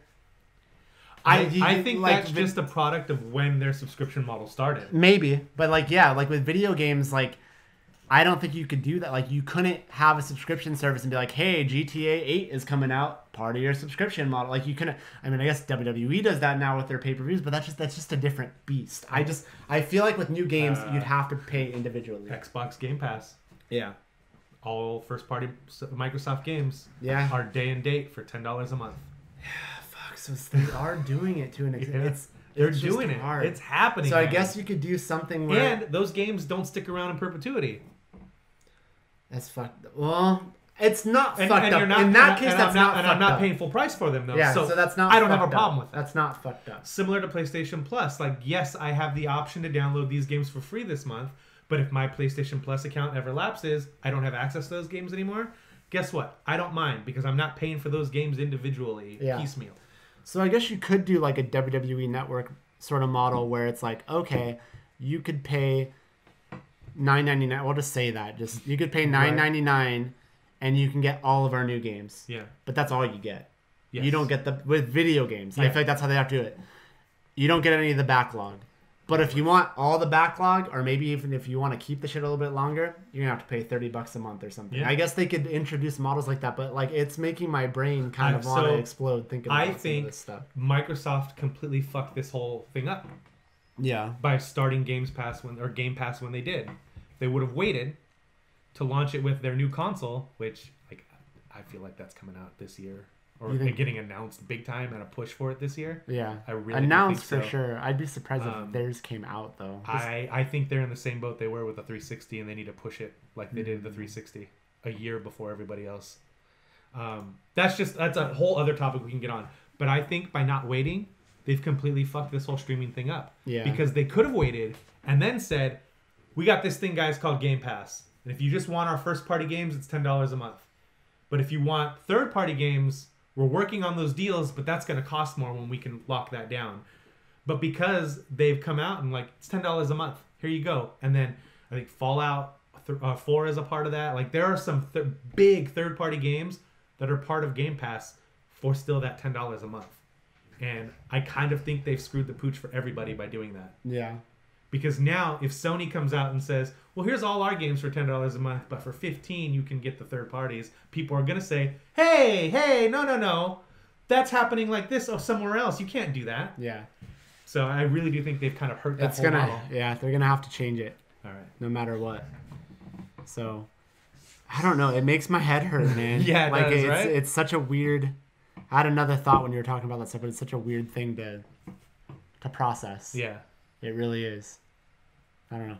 I lost my thought, but I had more. Rick, you got any thoughts? That went away a long time ago. Rick always just goes dark thoughts. during. No, I had my thoughts, but you guys were all into it, so I'm like, all right, I'll shut up. Well, remember. I don't remember. Okay. Well, let's talk about something that's very near and dear to you, sir. Destiny and Bungie? Yeah, Bungie is in the process of parting ways with Activision, and they're retaining the rights to the IP of Destiny, and going on to self-publish anything that comes out in the future. Rick was asking me about this, I think yesterday, because they had bought themselves back from Microsoft, and then partnered with Activision as a publisher, but like Rick thought, and I think a lot of people thought, and at first I thought that I did too. Activision bought Bungie, but that's not the case. They signed a long-term licensing deal, 10-year licensing deal that'll be up at the end of this year. How do you feel about Destiny branching out on their own, similar to IO Interactive with Hitman? They just recently did this also. I like it, I guess. Yeah. Because so Bungie's independent, basically. Basically, yeah. I mean, kind of like how you said it over Voxer, like Activision was just the one publishing it. Right. So like they didn't really have much to say on what went on in the game. I'm sure they did. I'm sure they had a little bit more influence than they're just a publisher, but I think in the long run, like this was Bungie's baby, and this is what they were running with, and that's the way it was going to be. Well, I mean, now that it's all there, so I'm hoping like new things are on the horizon as far as for the game, or if they make another sequel for it, or just keep putting out DLC, whatever it may be. But I recently bought, because it was on sale for Black Friday, the Forsaken, and it pulled me back in. Yeah. I ended up getting past level 30 on my own without even using the free upgrade. Yeah. So I'm probably gonna get or make a new character and use it on that character. But yeah, I'm looking forward to whatever they bring out next to see as far as like I don't know how much like say control Activision had over Destiny, but now that I guess they're independent, it's be interesting to see what they pull They out. can now control their own destiny. It'll be interesting to see what they do and don't pull out, because if they come out when the deal is finally done and over with, like if they come out and go, you can get rid of all these microtransaction bullshit is fucking gone, then we'll know. Oh, Activision had a lot more to say about it than we thought. Yeah. But if they don't do that, then it'll be like, okay, so then Bungie was the one that saw this going a certain way, and that is not the way it needs to go. Now, correct me if I'm wrong, of course, but like, let's say they do leave that in, but you have the option of just keep playing and you'll eventually get those type of deal. Like, I'm fine with that. So basically pay to cheat. Right. Like, but eventually you can get whatever these new guns or shaders or whatever it wants, as long as you keep playing. Like, if they did something like that, I think that's fine, because I'm not gonna pay for that shit. But I'll know that the more I play, I'll end up getting this stuff. But I think there are some things that whether they were Activision implemented or not, like into. You will find out if it was them or not. Right. They need to get some hearts and minds shit going and being like, hey, shaders aren't limited use anymore. The shaders you have, you can swap them in and out. Because that's the thing that really bummed me out playing this game with you. Yeah. I had my character basically looked like the Mighty Ducks jerseys from the movie, from the first movie, the green and yellow and purple. And I had all that, and like it looked fucking cool. But then when I got new armor, I was like, well, I don't want to fucking use the new armor because I don't have these shaders anymore because I already used them. Yeah, that's one of the things that pissed me off, especially when playing. Like, I got my guy ended up looking exactly the same colors as the Green Ranger. Yeah. So I was like, oh fuck, I don't want to put on these new ones because I'm not gonna have that shader anymore. So. And it wasn't even to where like you could go and buy that color shader again. It was a fucking crapshoot. It was a crapshoot. It was a random like, oh, you got a new shader. It's blue. It's not the green you wanted. Sorry. Why don't they just put up a stand with someone just selling shaders? But yeah, I'm excited to see what comes forward. I think this is really cool. I think this is crazy because if you think about it, it was about 10 years ago at the same time that Bungie signed this deal with Activision that those guys, Vince Zampella and Jeremy West? I don't remember. It was West. West and Zampella left Infinity Ward. Like, they got fucking thrown out of Infinity Ward and started their own company and were suing Activision for their royalties. And some of the things that came out was this contract. And, like, it was a 10-year deal with Activision. And not only was it a 10-year deal, Destiny was supposed to be exclusive to Microsoft. Yeah. And because of those those contracts coming out, Sony smartly got on their horse and were like, "Here's some money. We want it too. You can't keep us out of the loop here." To the point now where when you think of Destiny, you think PlayStation. You don't think Microsoft. You don't think Xbox. You don't think PC. You don't think anything other than, oh, Destiny. Yeah, I play on PS4. Like, that's because of those contracts leaking. Right. Like, if those wouldn't have leaked, Destiny would have been an Xbox exclusive, at least for that first game. And it ended up completely flipping and being synonymous with PlayStation brand. Yeah, so I do remember that. Yeah, it's one of those things where, like, when stuff like this happens, I think it's really cool because it opens up a whole door for you to peek in and see what's really going on back there. And I'll be excited to see what they do and don't do, or changes they do and don't make to Destiny 2, and where they're going with a sequel. Oh, yeah. I guess we're all destined to find out, huh? Should I go to the couch? No, you're fine. Yeah, when Xbox had their white console, like, I like the white look on the console. Keep your mouth shut. What? You're smiling. Sony had an racist motherfucker. Sony had an all-white one too. But eventually, when Sony got it, like, I wanted that fucking Destiny PlayStation. I still don't have it, and it still makes me mad. Because it just looks so premium. It had, like, the Destiny logo on it. I hate white consoles. I hate them. Aesthetically, it looks like, I don't know. I think I like how it. Yeah. Like, it would look great right there. It still fascinates me how Maybe get a laser engraver and just engrave like a warlock. Yeah. Good. And don't take this the wrong way because I don't mean it like that. But it fascinates me how into Destiny. Like I don't think I saw that coming. Like I just think it's interesting when people get a sink their teeth into certain things, you know. Like, and I know obviously like it's not that you don't like shooters and stuff. I don't think that at all. But I don't know. I never, Not really. That's why it's weird that I like well, this. yeah, I guess that because like you like Uncharted, but there's like a story aspect to Uncharted too. I don't think. I mean, like you still talk about Destiny. Like I don't think I'm ever gonna play Destiny again unless you guys like really pull me. Like I'm not that interested. I mean, I'm probably gonna play it again for sure. So Like, I mean, that's just me. I Like get lonely playing by myself. I had a lot of fun playing Destiny 1 with you guys and Destiny 2. It was so with much Rick. fun. Yeah. I missed playing Destiny with you guys. Come on, man. I don't know. I just did not get into it. I guess in the same way that you guys did. Strikes I definitely did not like playing that game alone at all. I had fun playing with you guys, so I'm not saying that, but it's just like, I guess it's kind of how I don't know how to put it. It's just one after that big update, after the Taken King update, was so playable by yourself.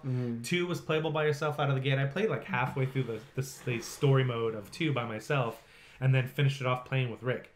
And we did that like over the course of a day or two, where I just sat there and we sat there and played the shit out of that game. Like, and I had fun with you guys. I think what's more for me is Crystal Osiris is so cool. is Borderlands. Like that's what I want to play with you guys online. And I know you agree with me on that. Like I just I don't know. Same with Borderlands. I'm like you with Destiny. I'm like, okay.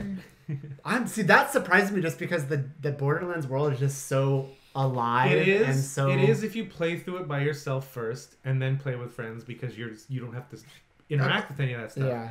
But I really feel like it was so overwhelming when I played it by myself. Like I didn't really. When playing Destiny with Rick, other than I guess, but Saints Row the Third, I had finished the story before I had started playing with Rick and playing a lot with you. I'd already finished the story.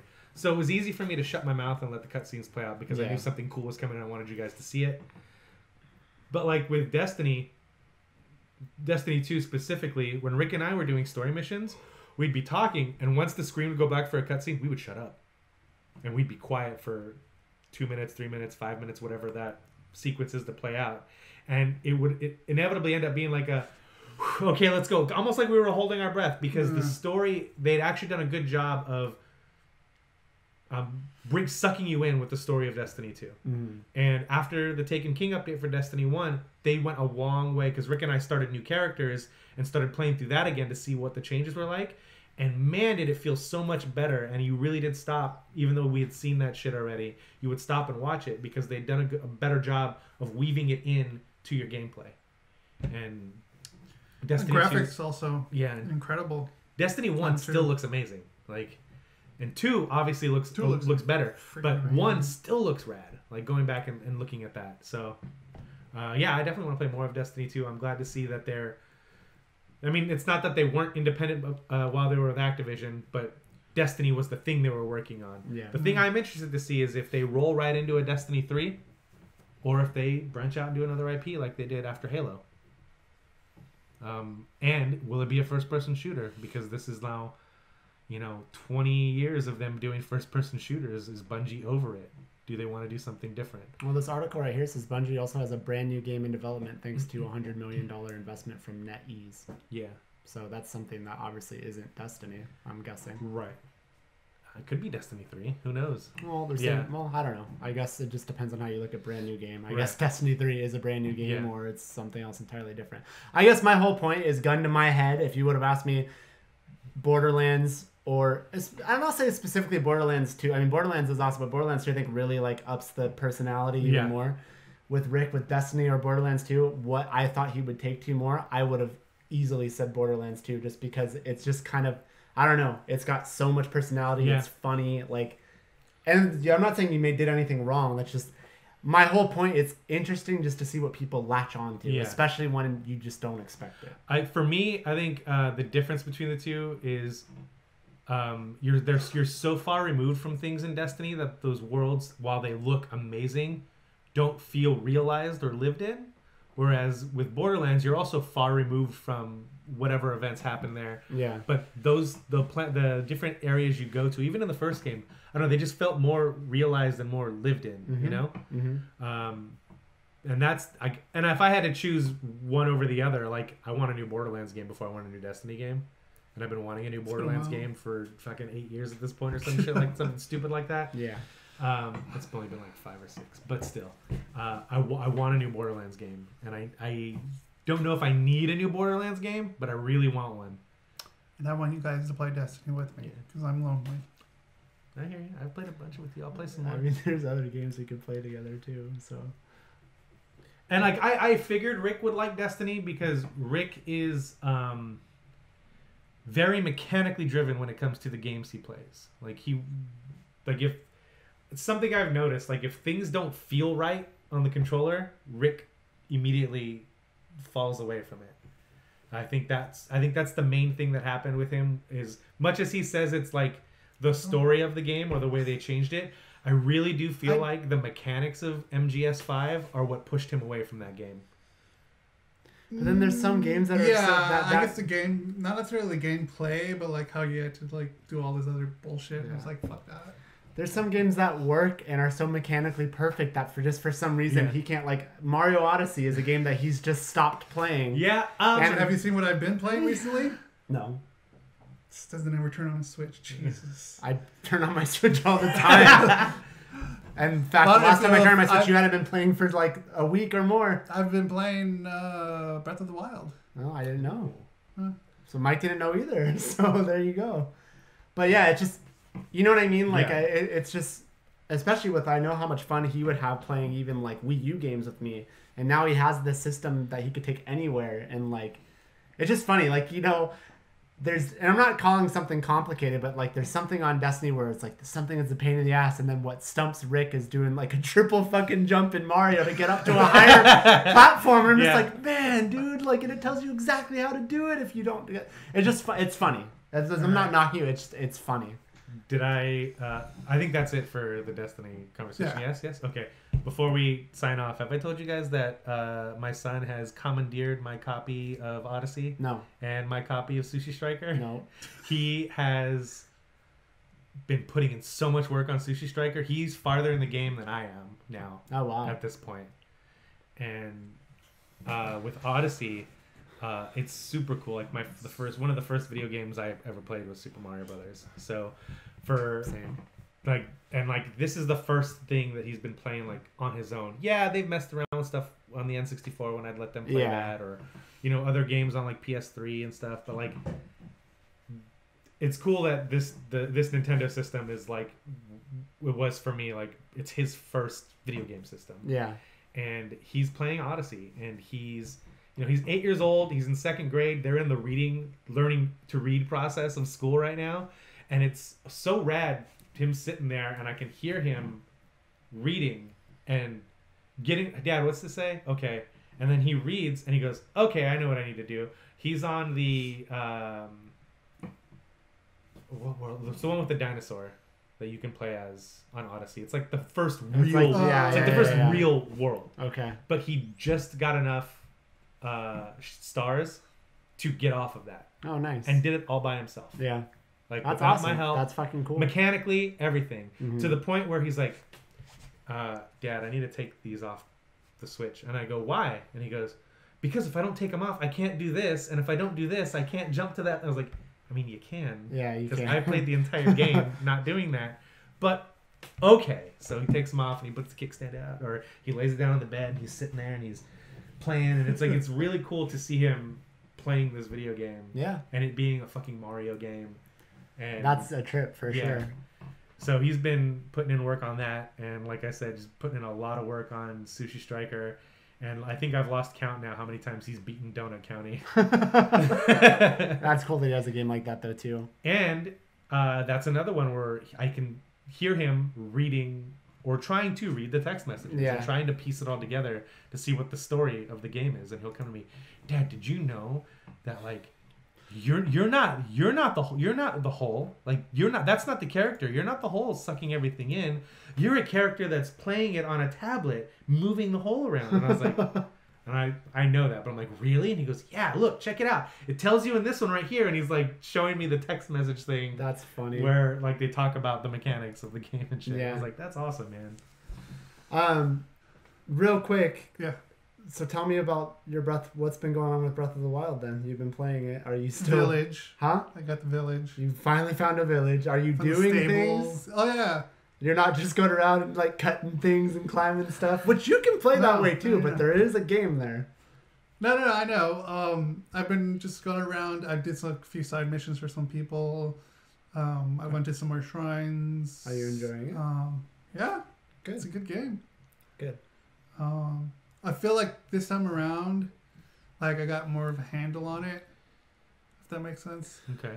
Well, I feel like I'll say this. I feel like out of the gate, that game was overwhelming, dude. It is overwhelming. It was overwhelming. And I feel like for Rick especially, and I could be wrong on this, but I'm trying to think like when he got his Switch and when he got Zelda, like what games he'd really been playing at that point. Like you hadn't been playing a lot of video games, I don't think. And so then you got that, and Zelda is super overwhelming. But then in between that, you know, you've played Spider-Man, which obviously is a property that you love, so that's gonna sink you into that. So I think you've gotten more. I think that's what pushed me. You got more into this like game mode yeah. all of a sudden now, and so yeah, I'm glad, man. And just think you could take that wherever you want. I know. I played 95% of Mario Odyssey in handheld mode. And that's crazy to me, but okay. That's fine. Played 60 to 70% of Breath of the Wild in handheld mode. That's crazy to me too. Because I'm just one of those people, like, this is their home console that I can take with me. So I just, when I'm at home, I play on a TV with my. I don't know. I was that fucking commercial man where I'd walk into my room, I'd pick up the Switch, and I'd lay down on my bed, and I'd start like, yeah. And I'd look over, and I'm like, I have a 42-inch. No. Yeah, see, that's hilarious. I like all the different. It is funny. Like I was on a plane and I set it up. I set the kickstand up and I have my Pro controller and I'm playing on that. So, it fucking trips me out. So Alexis has been catching. Okay, I just got fucking serious here. Alexis has been catching up on DVR stuff that she watches, and I've been telling you guys like I've got like 4 or 5 days left. I think probably 4 days left to level up my battle pass in Paladins, and I was on the bed the other day playing it while she was watching something. And I plugged in headphones because I can play without sound, but then you don't hear the alts because there's tales of when people's alts are popped and you can get out of the way and stuff like that. Yeah. And it's audio cues. But I play without the audio on. It's not a big deal. If you're aware of your surroundings, you're good. Mm-hmm. But I got my headphones, plugged in my headphones, put my headphones on. I was sitting there laying there. I was like, and I looked over and I contemplated going and grabbing my Pro controller and setting up the Switch and playing like this with the Pro controller. And I was like, nah, I don't need to. I'm good. So I ended up just playing like that. Okay. But I'm not going to say that I haven't thought about doing that. I've done it. It's cool. It's just funny that you could do it. And it is cool because it's like, okay, well, I'm looking at the screen and I'm playing with this full fucking size controller. I did do that once, though, with Paladins, where I was like, oh, let's see how well this will work like this. And so I went and sat down at the table and I put the kickstand out and set it up. And I was just kind of sitting there and I had the Pro controller in my hand and I was playing. And I was like, this is actually a pretty enjoyable experience this way. Yeah. But yeah, when it's on that little screen, it's not that I need it closer. It's like feeling engaged with it by holding onto the Switch. That. You know what I mean? I can understand that. But yeah, I have a couple days left. I need to really put in some work today on Paladins. I think it just really trips me out, like just how versatile of a system, how it almost really kind of is like a transformer. Like it's just how all the different ways you literally can play. Yeah. And you could, if the system stayed the way that it was and didn't have any changes to it, like they could put out more things that you could attach to the fucking system and make it different. NES controllers. Yeah. You know, like it's insane. I'm begging them to put out some Joy-Cons that feel more like a real controller. Yeah. I can understand that too. Do you know how hard it was to play through, even with a Pro controller, to play through Katamari with the offset sticks? Like, that was fucking weird, man. Huh. Because playing PlayStation, where I That's played all my Katamari, it was here with Yeah. my thumbs, symmetrical. On the Vita, thumbs symmetrical. Yeah. Like, and then here we go, Switch, and it's like, it's not this pronounced. But it feels that way when you're trying to move something. And I don't know. Like, I would almost feel better if I would have taken the Joy-Cons off and played holding them to where it felt more natural. Yeah. But I didn't. I only It's played, just what you're used to. I get it. And it's just weird playing a game like that that's so dependent on the sticks, to the point where I was like, I wonder if they have the PSP control scheme, because the PSP control scheme was just the left stick. And if you wanted to move the camera, you could use the face buttons to move the camera, or quick snap with the shoulders. But I inevitably ended up just playing the PSP version with the one stick. Yeah. And it felt fine. It felt great. And then when I tried doing that on Switch, because they have a control scheme, it's called Simplified, where it literally is just using the one stick and the ball moves, but the camera moves with it slightly. So it's not tank controls, but it feels kind of like that. And it just didn't work for it. Because but if it was just a straight up PSP version, like where if you move left, the ball moves left. It doesn't like swoop around and then start moving forward. You know what I mean? Yeah, like, I get it. And that's what it kind of felt like it was doing on Switch. It kind of felt like it was adjusting to the way you were moving. But yeah, it didn't work. So I ended up having to go back to playing it with both sticks, and it just felt weird because of the offset. I find myself when playing, and I know we're going long, it's fine. Like I find myself when playing like the Messenger or Celeste or whatever, that sometimes I'll trade off. I'm like, you know, back in the day, like I was just probably using the D-pad. Let me try this for a little bit. Like I experiment with stuff. But then I also remember that pretty much from Jump Street, like my brother and I had like the NES Advantage. So like I kind of was always playing with it. So when I play like, when I have the SNES Classic and that stuff, and I play with those controllers, I'm like, I hardly ever played with these fucking controls. My brother and I almost always played with the NES Advantage, and that's just what I was used to. I exclusively use the D-pad in the Messenger. Oh, did you? And on Celeste so far. Okay. Yeah, because sometimes it just feels more accurate. So, yeah. I'm playing around with it a little bit. I haven't played either of those games in the last week, though. I've been playing the point-and-click game. Okay. If you guys watch us live, we appreciate you for joining us. Thank you for that. You can catch us live on Twitch. Just follow us on social media, and we'll let you know when we're about to go live. If you're listening to us on audio, then thank you for finding us at someshitwelike.com or on whatever podcast service is your preferred one. And if you're watching this video not live but on YouTube, we thank you for that as well. And just as a reminder, if all that is just too much fucking shit in your face at once, you could catch this in little bite-sized doses throughout the week on Tuesday, Wednesday, and Thursday. And that's what we do, boys. We missed our 55-minute out. It's fine. Yeah. So until next time. That was some shit we like.